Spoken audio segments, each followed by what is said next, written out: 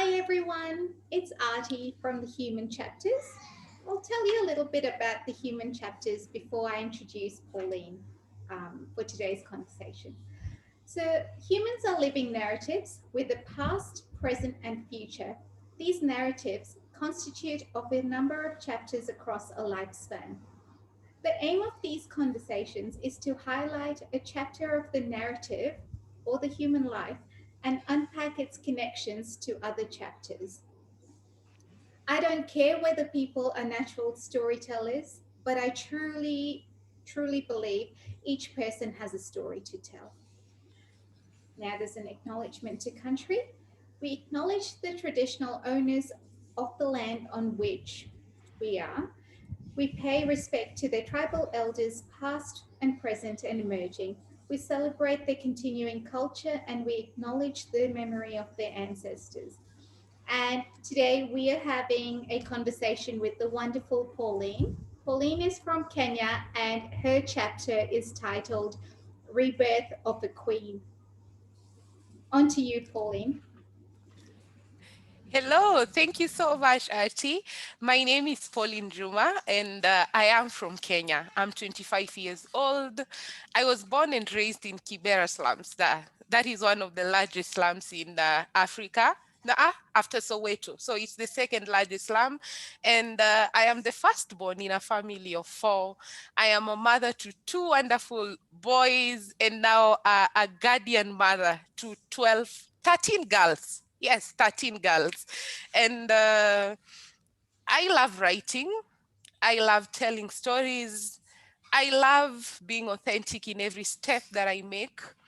I am the founder of Rebirth of a Queen. That is an initiative to empower and support survivors of gender-based violence, to be specific, teenagers and children, survivors of gender-based violence through empowerment, mentorship, and education. And I am a dreamer. That is what I would say. I am a dreamer. And I just love when my authenticity flows and inspires someone else, because being born and raised in poverty, I always wanted someone to inspire me. I always looked up to people. I looked up to Oprah when I was really young, and I was like, one day I want to do what she does and even do more. So that is what inspired me when I was growing up. And 2 years ago, my life just started becoming better by speaking out, by trying to connect to other people, and just trying to be me. And through that, doors have really opened up for me. Doors, amazing doors, authentic doors. I call them authentic doors. Most of my friends called me authentic Pauline Njuma because they connect me with authenticity. If there's one thing I love, and even I tell everyone around me, give me the real you. I can deal with that. When you bring up the fake you, we'll get lost on the way. Yes. Beautiful.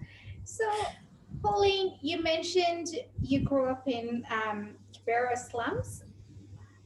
What was life like growing up? And feel free to say no if you're uncomfortable with it. You have full power. Yeah, and I can go on to another question. You see, anytime I think about Kibera slums, I resonate Kibera with resilience for me. I did not have one of the easiest life. Growing up with the parents, my parents were very humble. My father being a trailer driver, and my mother she was not a housewife, but she was doing housework for people. She was a house help for different people. And that is the environment I grew up in. Getting a meal for us was a blessing. Going to school for us was the greatest blessing in life. And in my own society, you see, I keep telling teenagers everywhere I meet them that they are beautiful, they are amazing, and they are confident, because while I was growing up, no one ever told me that. No one ever gave me the opportunity to feel that I could make it. No one ever no one ever told me, Pauline, you know what, you're beautiful and don't let anyone else lie to you. I grew up in a very hostile environment. That is what I would say. Very hostile environment. And my mom taught me one thing: to be very resilient. She gave me the skills to always bounce back. She did not directly tell me, Pauline, you're strong, but through everything my mother used to do, seeing her washing clothes for people, sometimes she gets abused by people. She comes home, there's no food, but she will actually put us to sleep, read us a Bible verse, and make sure we are sleeping so that we can forget that we are hungry. And as a teenager, my life was just okay until the age of 16 when I was sexually violated and it was a gang rape. And at the age of 19, when I went through a domestic violence in an early marriage. And my life actually turned around when I was 16 because I lost it all.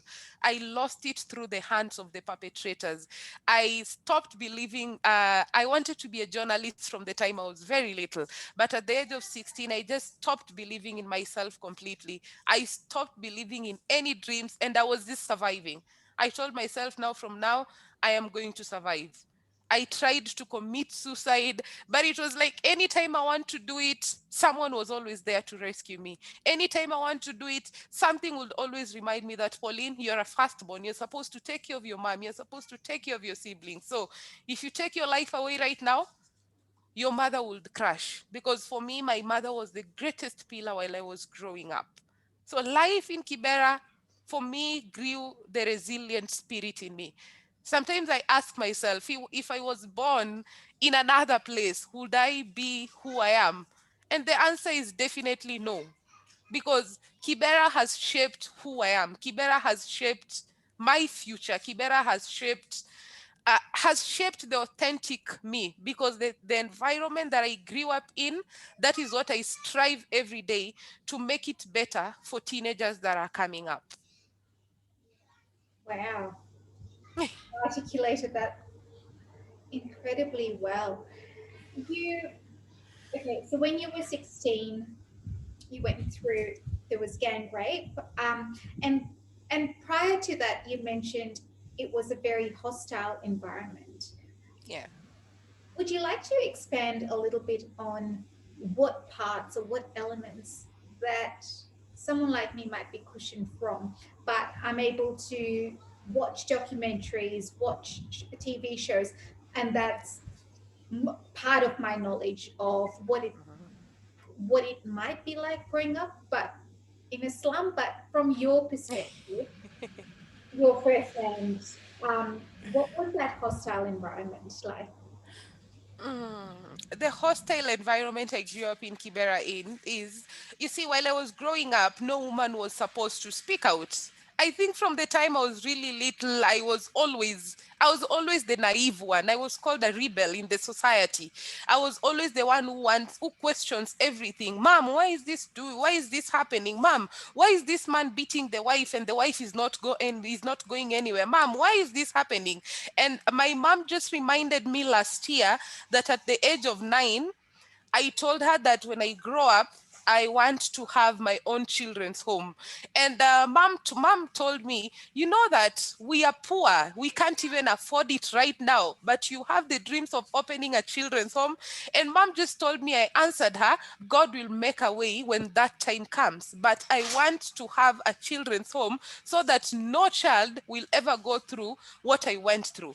You see, inside the house, there's hunger, there's poverty, there is insecurity. Maybe you're not ever going to school. I didn't ever grow up with a father who was beating my mother, but I saw my father struggling. I saw my father going beyond, and I saw my father just trying his best. But in the neighborhood, at the age of 13, I lost a neighbor. I lost a neighbor. She was a very beautiful woman. She had 3 daughters, and at the moment she died, she had just given birth to one son. So the woman died because of the beatings from the husband. The husband was beating her when she was pregnant, and apparently the doctors said that her uterus, maybe something happened to her uterus. So when she gave birth, she couldn't hold it anymore. And the day I got the news that she was called Mama Brenda is dead, I have never. It took time for me to forgive myself, because I was like, now Why did you allow yourself to die? Who's going to take care of you? And she had three beautiful daughters. They, those girls are beautiful to this day. But anytime I look at those girls, anytime I meet them, even today, if I meet them, it will hit me. Mama Brenda didn't want to go away from this marriage, and that is why she died. And now see, her daughters do not have a mother. And I believe a mother is the greatest role model in a family. And as a woman, from that time as a little girl, I promised myself no one would ever put me into that situation again. And I promised myself no one will ever intimidate me or make me go through such a situation as Mama Brenda. And being a rebel in the society, a rebel as they called me, a lot of people didn't want to associate with me because I was always in my own world. I hated violence. I hated poverty. I really hated poverty from the time I was young. So I would, whenever I was with my friends, I would say dreams like, I want to be a journalist. I just want to travel around the world. I want to have a children's home. And you're just a teenager, a little teenager. And the people are like, what is wrong with this girl? What is wrong with this girl? And no one really encouraged me that part. They were like, no, this is just a dreamer. That is what she says. That is what she speaks about. But look at their family. They have nothing. And I never wanted someone to associate me with poverty in my family. And at one time, I got a scholarship and I went to a very good school. And you see, in that school, I tried to fit in. I tried to fit in the system of my friends who were very rich. They had cars, they had good houses. You see, we used to call our house in Kibera a self-confused house, where the sitting room, the bedroom, the kitchen, almost the toilet is in one place. And whenever I used to go to my friends for sleepover and I found them maybe in a two-bedroom house, and I'm like, wow, your house looks so beautiful. And you even have your own place to sleep. Wow.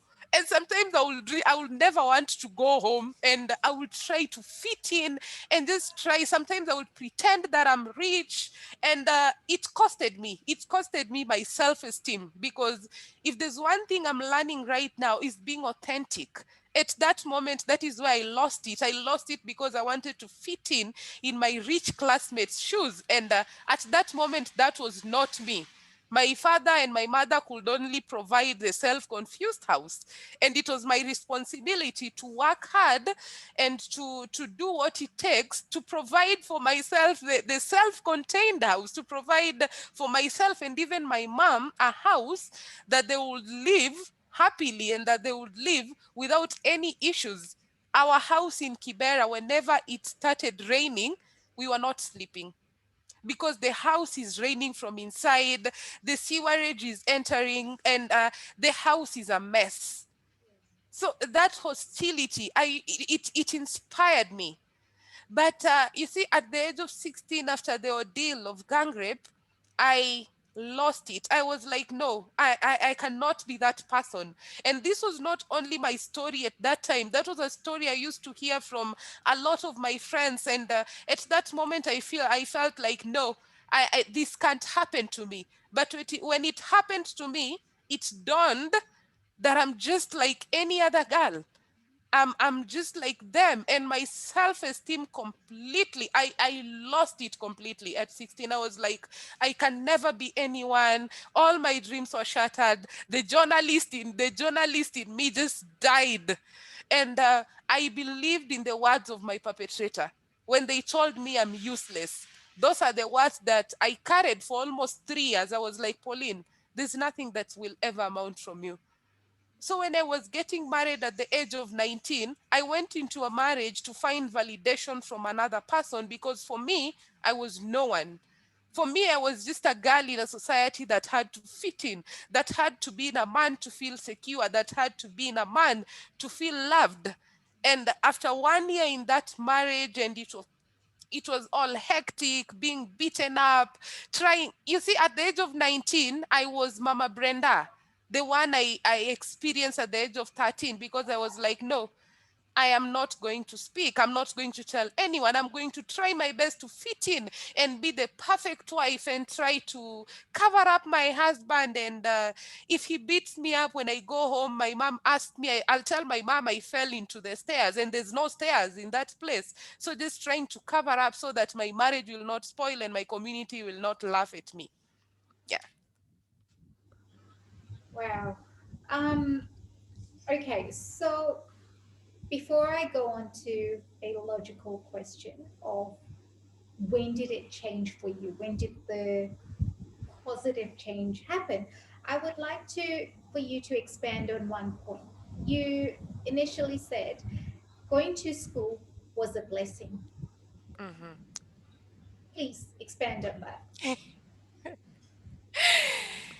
I remember when I was in grade 6. My father was working as a driver in a very prestigious school. And in that school, they offered a scholarship for the two of us. That was me, the firstborn, and my second-born sister. And that is when I met my rich friends. That is when I was introduced to a house that had too many rooms. But in that school, I knew very well this is a primary level. Secondary, maybe I might never go to school because my father didn't have the money or my mother didn't have the money to raise for us to go to school. So I was in grade 6, grade 7. And one day I went home and my mom told me, Pauline, a friend of mine has just gotten a scholarship in a school, but it's not prestigious as the one you're going, but it's just a school nearby, and they are offering scholarship from the time you enter to even your university level. I was like, I didn't even ask twice. I was like, Mom, can I go for an interview?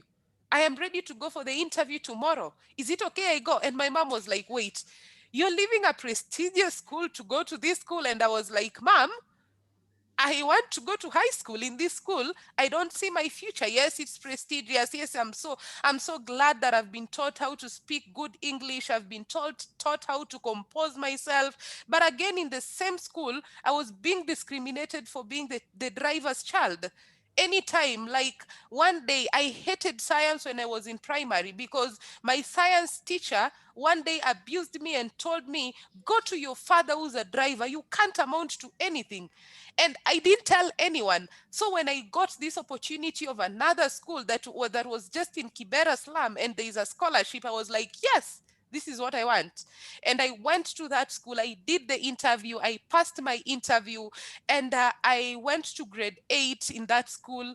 And I knew that my secondary education was secure because I went through secondary education through scholarship.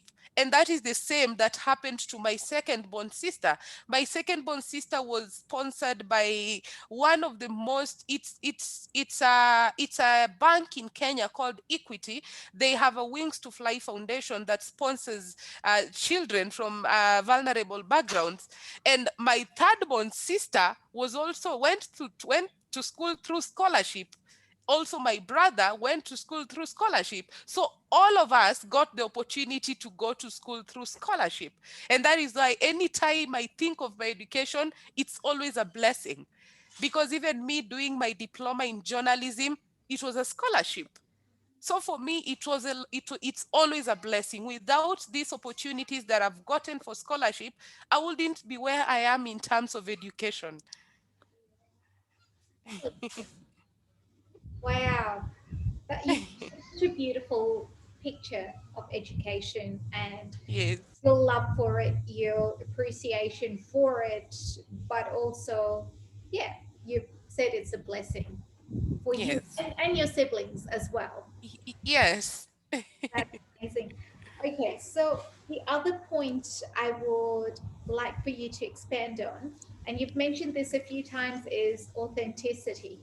And you've yes. described yourself as being authentic, and you've what does being authentic mean to you? Wow. Authentic. I think authentic should be my surname because for me, if there's one thing I'm practicing every day to show up to the world as who I am. Yeah. I don't need to fake anything. I don't need to fit in into any system. I just need to be who I am, to always hold on to my values, to always hold on to integrity, and just to be the true, authentic me. Because I was created to be a kind person. I was created to love. I was created to have abundance in this life. So why should I pretend I'm another person? And that is what I tell the teenagers. I can't pretend to you that I'm poor. I'm not poor. I decided to refuse this. And for me to show my authenticity, I have to let love flow through me to other people. I have to love myself first. And for me, authenticity has really shown up even in my healing journey.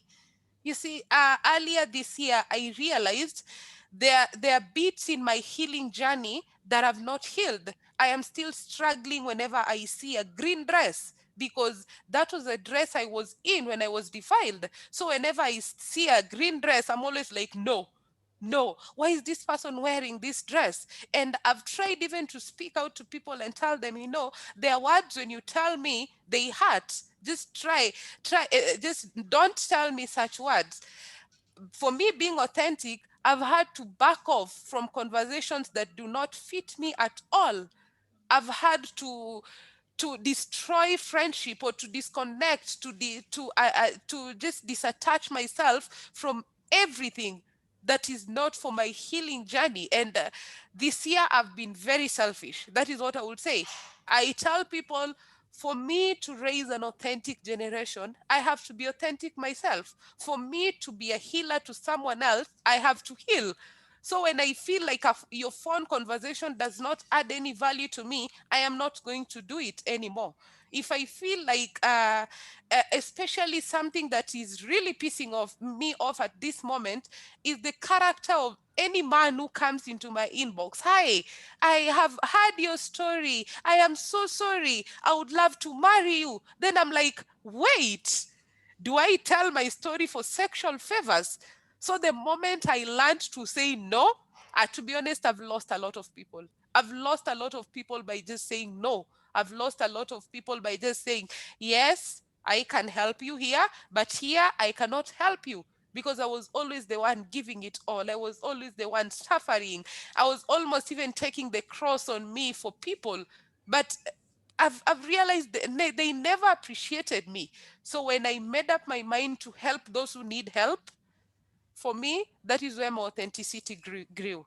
That is when I realized, now, Pauline, this is the true you. And work hard every day, learn every day to be a better person, first for yourself, then to your family, then to the world. Yes. Wow. Thank you.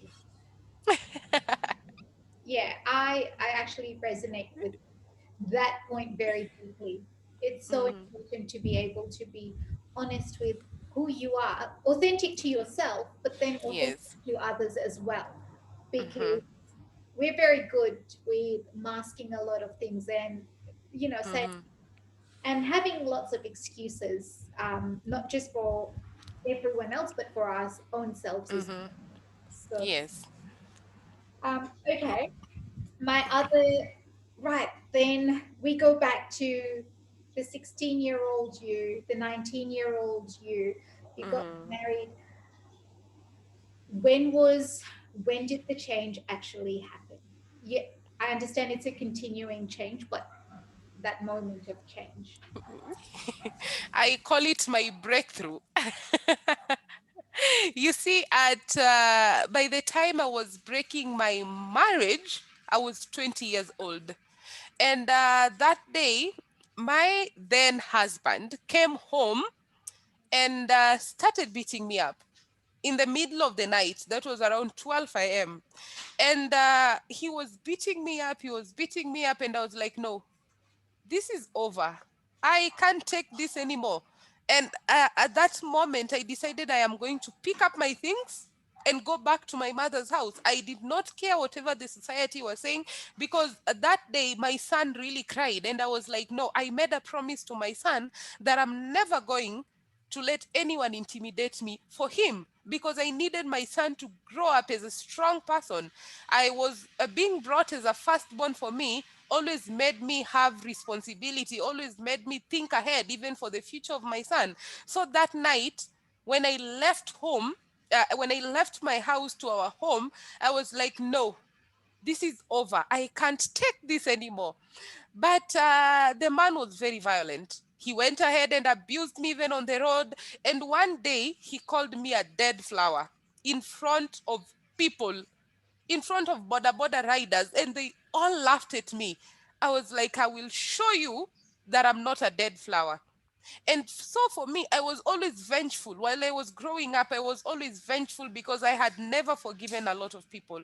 So by that time, I decided that I'm going to get married again. I had not healed. It was almost 4 months later, and I got married to another person. And my second marriage broke because, not because that person was violent, but because I realized this is not the path that I wanted. I now had two sons, and this is not the path that I wanted. I am in this relationship to prove a point to someone else, maybe to validate something to someone else. And I had to end it. And that is when I was like, you know what? Instead of me always bouncing back in bitterness, what about I bounce back with love? What about I bounce back to be a difference to someone else? What about I tell my story just to make someone else's life better? And at the age of 22, I started training young girls modeling. I love modeling because for me, modeling gives me power. Modeling reminds me that I'm a queen.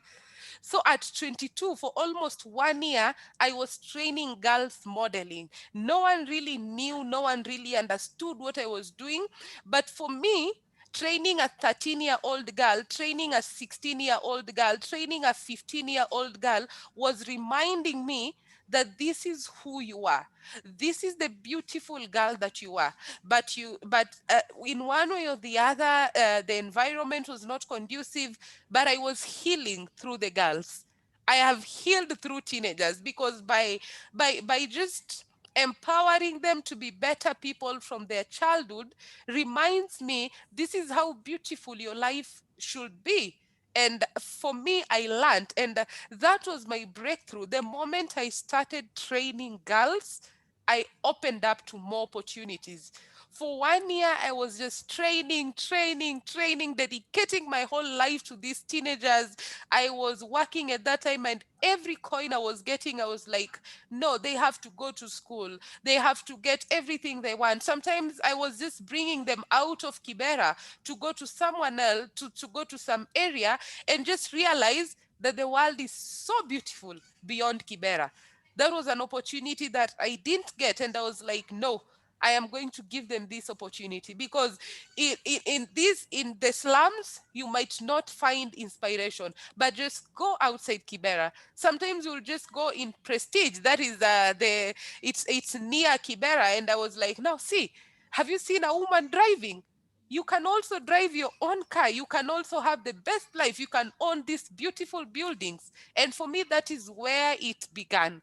That is where the rebirth process for me began because I was like, every day I was a better person. And for me, I was a better person by making another person's life better. Yeah, Yes. that's amazing. I'd love to go back a couple of steps. And Yes. you talked about loving modeling and actually Yes. finding power in modeling. Um, Yes.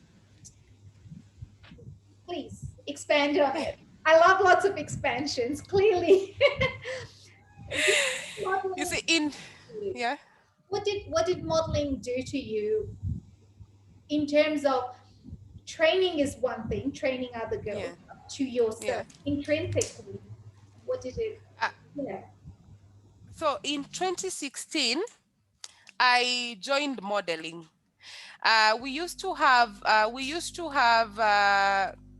modeling events in Kibera, and every year it was always a festival in December. And the first day I went is on it was in 2015. I went for the auditions, and the three steps I made. The trainer at that time told me, Pauline, you are the best model I've seen, and this is your power. Take it, Pauline. And I didn't take it seriously by that time. So I went through the training. But the first day I went into the runway, there were more than 1,000 people watching, and it was in the slums. And if you made any mistakes, they were going to boo you. If you do well, they were going to clap for you. But every time I was on the runway, I didn't even think about them. I didn't even think about anyone watching me. And that was the only time. And until today, when I'm on the runway, that is the only time I wear heels. So any step I made, I told myself, you are a queen. You are amazing. You are beautiful. Look at how the world respects you. So do you mind learning to respect yourself? And that is what I did in that is what I did in 2014, 2015, 2016, 2017, and 2018. I was crowned Miss Kibera. I can never explain the feeling until this date. Just being crowned as Miss Kibera, and the speech that I gave that day was a speech for education, because for me, education is very close to my heart. I gave a speech of a world that I see every single day, a world where a child in the slum will get quality education. Yeah. So it has always been wonderful. For me, modeling is empowering. For me, modeling is a beautiful thing that I do every single day. Yeah. That is so heartwarming and energizing to hear. Um, and then the next question is, that's where your rebirth journey started. Now Yes. go to your chapter, and Yeah. how did rebirth of the queen, how was it conceived? What's the journey been like for rebirth of the queen? So in 2018 December, just after I won the crown, Miss Kibera, you see, for a long time, I used to battle anxieties.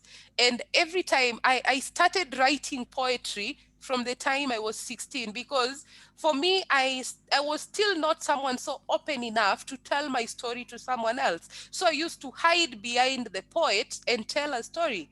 I used to hide behind the persona in the poem and just tell my story and tell it and post it on Facebook. And a lot of people were like, Pauline, why are you telling these stories? But I remember in the December 2018, I wrote one of the best poem, a poem that I still hold in my life. Because I wrote, Dear Pauline, you're beautiful, you're amazing, you're confident, you can do all things as long as you set your mind to do it. And just below the poem, I wrote, and this is the rebirth of a queen journey. So in 2018, I wrote it, and I don't know what that poem did to my life, because from that day, my life changed completely. Anytime I was low, I could take the poem, look at the mirror, and just write and just recite the poem over and over again. And it was boosting my confidence. I became more confident. And in 2019, from August, I was going through very hard moments. I was like, what am I really going to do to this world? Because there is a gift in me, there is light in me that I need to shine to the world. I was still training modeling, but I felt like I'm hiding behind modeling. My passion is to end gender-based violence in the country. My passion is to give hope to teenage survivors. And that is when I was like, you know what? Rebirth of a Queen is here. Rebirth of a Queen is here to make the change. And now I am going to use Rebirth of a Queen to make the world a better place.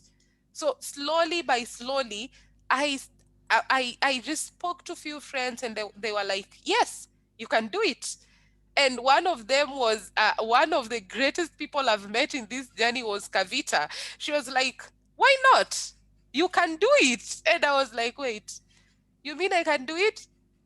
But I'm just a girl from the slum. That is what I used to tell my mind. But I'm just a girl from the slum. And something hits me. Yes, you're a girl from the slum, but with a vision of a queen. So go for it. And that is how I started Rebirth of a Queen. And the purpose of Rebirth of a Queen was to restore hope, to restore love. Because in a journey of any person, there is a process that they need to learn every single day. And I told myself, because life has given me an opportunity a million times to always bounce back, this is the same thing I'm going to do to teenagers and children that I'm going to meet. Oh, my heart is so happy and full right now. That is amazing. Okay, so Rebirth of a Queen started. You started making connections. You started. When did you secure a place for it? What is it looking like at this moment? The progress. So, uh, at the moment when I started Rebirth of a Queen, my dream was to have a safe space, because for me, I didn't have that safe space while I was 16. And sometimes I wish I could have had the safe space when I was 16. I didn't have a space to just say authentically who I was, what I was going through. And I was going through my own emotions. I was always anxious. Sometimes I never wanted to see men. Sometimes I just wanted to be close to them to feel security, to feel secure. And the purpose of me creating a safe space was to remind a survivor defilement was an event, but you have a lifelong process of healing. You have a lifelong process of being authentic and of reminding yourself that you are a queen. Yes, they took the crown out of your head, but you can always return it back. We can always put the crown and just adjust it a little to remind you that you are the most powerful being in this world. So we're at the moment in 2019 December, when we were launching Rebirth of a Queen, we are 1 year. In the next 5 days, we'll be celebrating our 1 year anniversary. So thank you. So when we were launching Rebirth of a Queen, the dream was to create a safe space. So when I got the opportunity, I just decided that, you know what? It's my time to live my dreams. It's my time to also make other people's dream come to pass. And I approached people. It was not easy. It was not one of the easiest thing. I was like coming out of the worst comfort zone in my life of, no, people cannot help me. I'm just a dreamer. And when I was speaking the dreams, and in a lot of times, and in Human Book Club in January, after telling my story, I didn't even tell anyone that, you know what, I need beds, I need mattresses. But people reached out, Pauline, what do you need? How can we support? What can we do? And we had people who bought beds, we had others buying mattresses, we had others giving me everything in their houses just for the shelter to come to pass. And in June this year, 1st June, we opened up our shelter.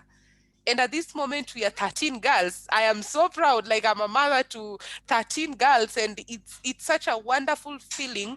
And now I didn't know this would happen to me, but the girls are right now my greatest inspiration. Anytime I find myself doubting myself, I have to remind myself, Pauline, you're raising queens.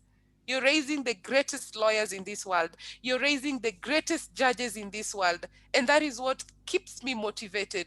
And that is what even gives me the idea of how I want the future to be, because the future of Rebirth of a Queen is so great.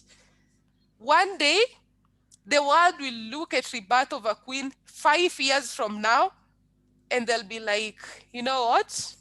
This is the game changer of gender-based violence in this era. That's amazing. Okay, so backtracking. If people do want to support you, how do they get in touch with you? What are you actually looking for? What, do you have a page anywhere that you keep updates or what? Yeah, basically, what would you like and how can people support you?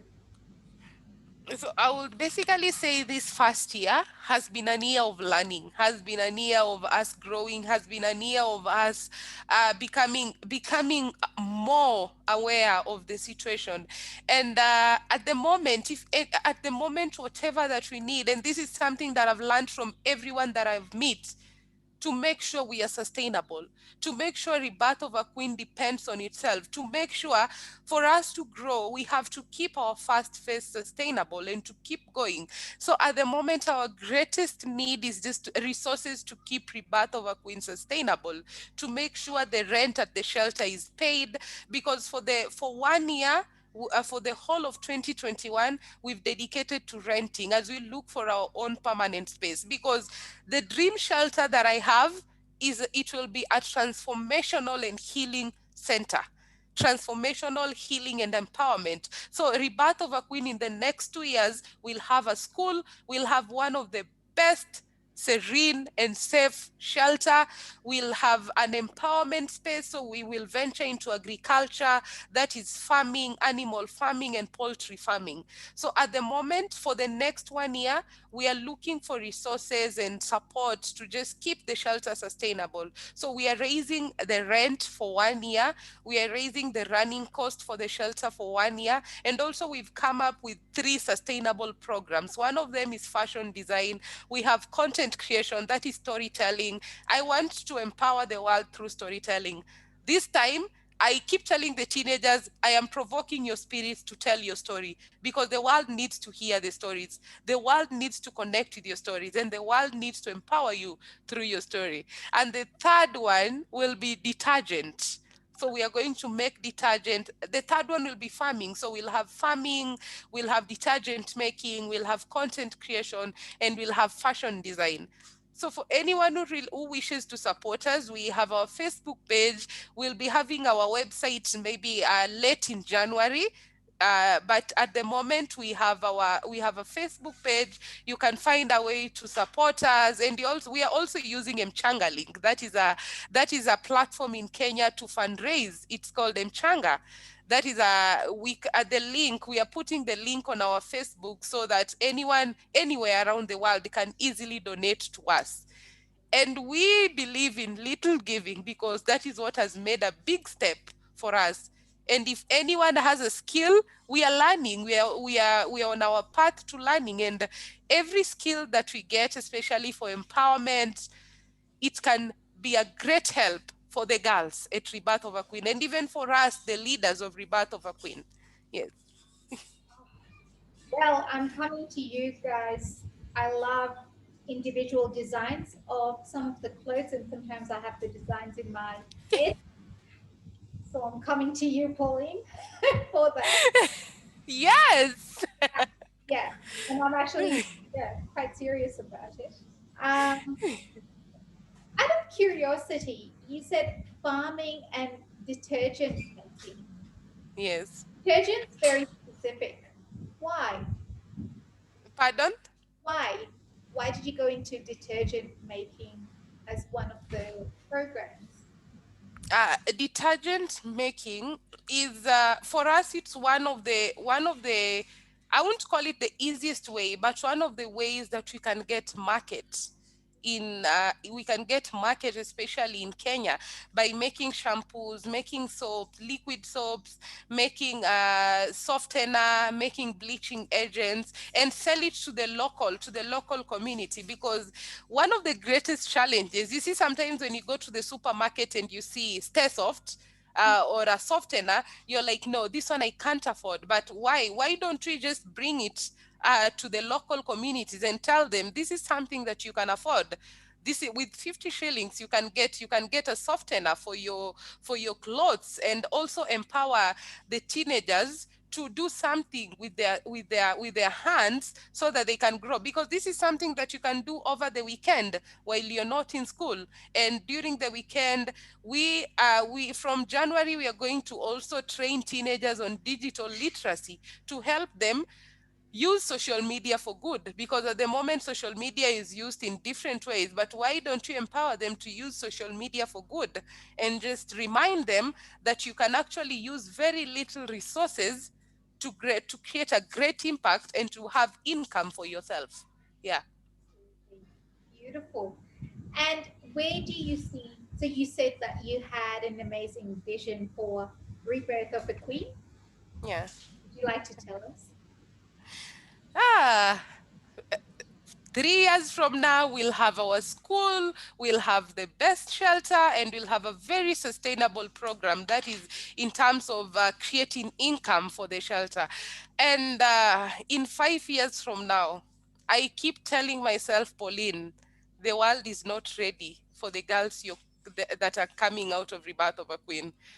I assure the world that the best doctor will come from Rebirth of a Queen, the best lawyer, the best and the greatest storyteller, the best journalist, because we are here to remind them they can become more than what they've just limited their mind to be. And that is my dream, to make sure once we are integrating these girls to their society, we are taking them to another level. We are working on partnership with the international organizations like the UN, so that any girl that comes from the Rebirth of a Queen can have an internship in the UN, can learn in the UN, and even go to another level.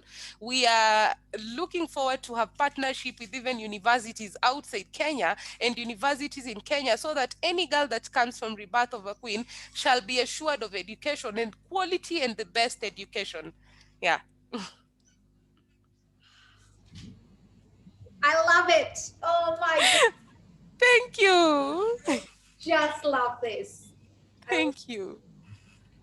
and I have so much faith that it will happen.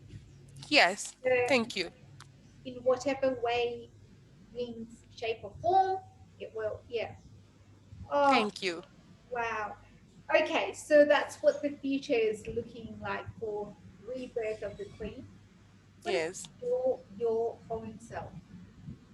In My own self. yeah, yeah. My own self from 2021, I'll be venturing into storytelling and content creation. Okay. I I want to I want to identify myself with a storyteller, an empowerment storyteller, to do stories to empower other people, to do stories to bring opportunities to other people. For me to be who I am today, it was my story to be told, my story to be brought out. So from 2021, that is what I want to do for other people. With my journalism diploma, I am going to use that to be a better person, to document stories, powerful stories. Because for me, any survivor story, it's a powerful story, because she or he survived that ordeal to be who they are. So that is what I'll be doing from January, God willing, and also open up more platform for storytelling. Oh my God, I'm preparing my visa, because I am not going to stay home in 2021. I just want to travel and let the whole world know who I am. Let the whole world bring resources and solve every pandemic that we have in the country. Because you see, at the moment, the only pandemic is not COVID-19. We have education is the greatest pandemic, especially for children who are vulnerable in the slums. So if we get the opportunities, we are going to make sure we are raising authentic generation through education, through empowerment. If we can have girls even at the age of 17 who can create income for themselves and be change makers. I keep telling teenagers the example of Malala. If there's one person I admire, is that girl. I'm like, wait, you're still a teenager. You can actually mobilize resources in this much. That is what I want teenagers in Kenya to be. That is what I want teenagers in the slums to be. That is what I want every village girl to dream of. So from 2021, I'll be a storyteller. Yes. You are a storyteller. You're already Thank you. Thank you so much. so welcome. And is there anything you've wanted to say that I actually haven't asked or, yeah, stepped into?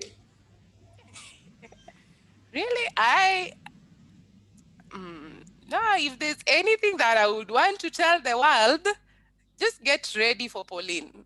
Get ready for Pauline.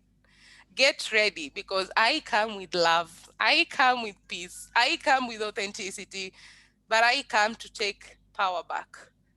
I come to take the power back and give it to every girl because they deserve it.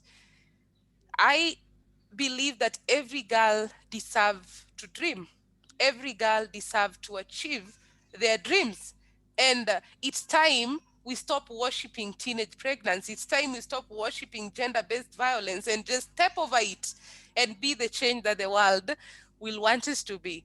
And once again, to anyone that is going to watch this beautiful video, I just want them to touch their heart and tell themselves that I'm beautiful, I am amazing, I am confident, I can do all things as long as the world, as long as I set my mind to do it. You are enough wherever you are. Don't compromise your strength. You are enough the way you are. Thank you. That is amazing. Wow. I think that was a wrap up, and I didn't even ask you a final question. Oh my goodness. Thank you so very much, Pauline. It's been an Thank you. honor. I will say, wow, in less than an hour. Amazing amount of information, but yeah, the back and forth conversation was fantastic. Thank you. Thank you very much. I'm going to put all the links in the introduction of this conversation, and it will be Yes. publicly available. Guys, if you resonate with it, please share it. Please share it with your friends, your family, share it publicly, share it privately. It doesn't matter. It's nice to get the word out there. So, thank you so much. I'll stop recording it.